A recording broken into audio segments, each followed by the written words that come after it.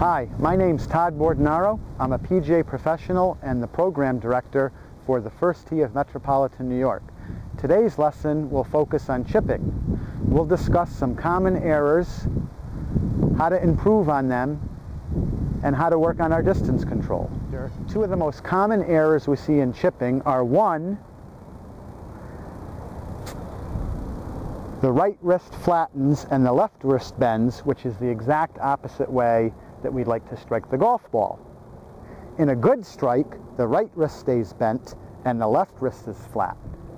Now, if you were to throw a ball and flip your wrist in the manner that I showed you earlier, the ball would go nowhere. If we keep the right wrist in a bent position, turn our body and release the ball, it goes exactly where we want it to. So we can do the exact same thing with our golf club. And the easiest way to do that is to set up, have the grip angled towards your forward leg, which is the left leg for right-handed golfers. Okay? And that presets my wrists in the proper position, and all I have to do from there is to turn through and keep the club pointed at my stomach. And when I bring the club back down, it's in the exact position it was when I started.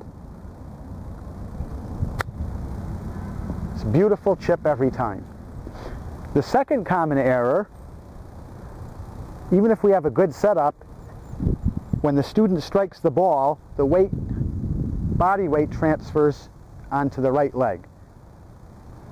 This problem can quickly be eliminated by setting up with the majority of weight on the front leg, swinging through and keeping the weight on the front leg. A great drill for this is to take your back foot with the toe up like this, so a lot of weight is on my forward foot, and make my swing, and I can hit nice crisp chips every time. One of the key factors to good chipping is learning how to control our distance. And I have a couple of games set up here that are a lot of fun. If you happen to not have this equipment on hand, you can always substitute with some golf clubs or tees or whatever you have. So what I'm going to do here is I have some noodles set up, and the idea is to land the ball in between the different noodles, learning how to control my distance.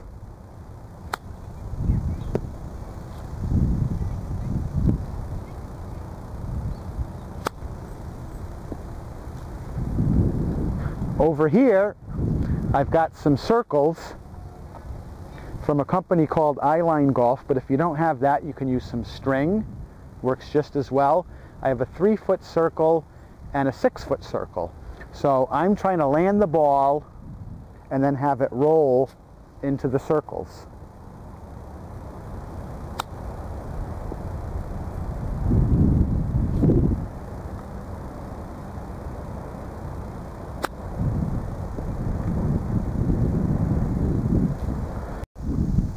And over here I have some string set up, and we're going to play a game of 21. Okay, we do this with the kids a lot, and it's really great for your distance control, and it's a lot of fun.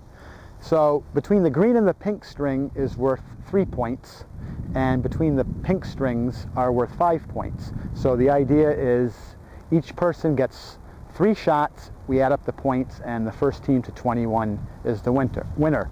So it's real simple and lots of fun, and we really can control our distance.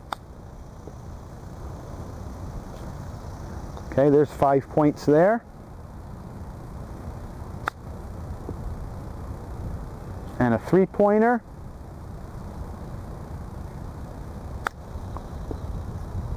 And another 3-pointer. So that would give me 11, and hopefully my partner would be able to get 2 between the pink string for 10 points, and we'd add up to 21. We're on the course today, and I'm going to show you some different ideas for chipping. We don't always have to go in the bag and grab the wedge every time we're around the green. Okay, this shot here, the grass is short, we don't have any obstacles in front of us, we have a lot of green to work with, so basically I can just roll the ball up to the hole. I have a 7-iron here, and I'm going to show you 2 ways to use it. Number 1, we're going to hold the club very upright, kind of like a putter. All right? I'm going to position the ball in the middle of my stance and make my putting stroke. You could even use your putting grip if you'd like. Very simple and quite effective.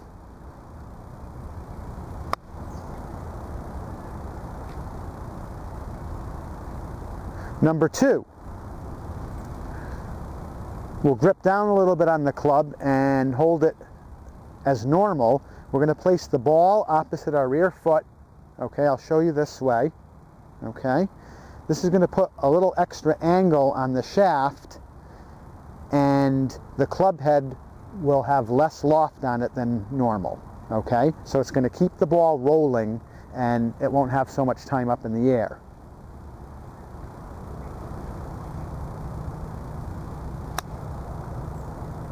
Okay, so those are 2 ways to use it, and I think you'll have a lot of fun. You could try that with a 7-iron, a 6-iron, even a 5-iron. Experiment around with the different distances, and you'll find this is a very effective shot. All right, here's an example of a shot that's perfect for my putter. There's no reason to use a wedge here.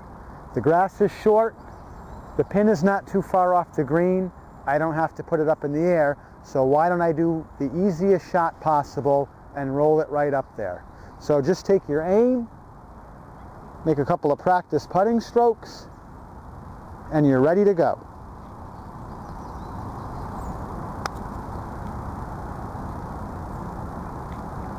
I'll take that every time. Okay, here we have a situation where we're going to need to use a sand wedge or a lob wedge. I have to hit the shot over the bunker onto the green. Now, a lot of people kind of freak out about this shot and end up hitting it at the bunker. Not quite sure why that is, because our target is not the bunker, it's the green.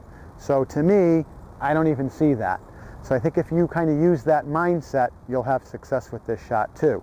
Now, as we had discussed earlier, to get good chips and pitches, what we want to do is have a little angle on our shaft. It's pointed toward our front leg, okay? Nice soft hands on the grip. And when we swing through, turn your body just like your full swing and have the grip end up pointing at your stomach, all right? And then you should be able to bring it right back down and it stays in the same place. Okay? All right, so I got my aim here and I've picked out my landing area. I'm all set to go.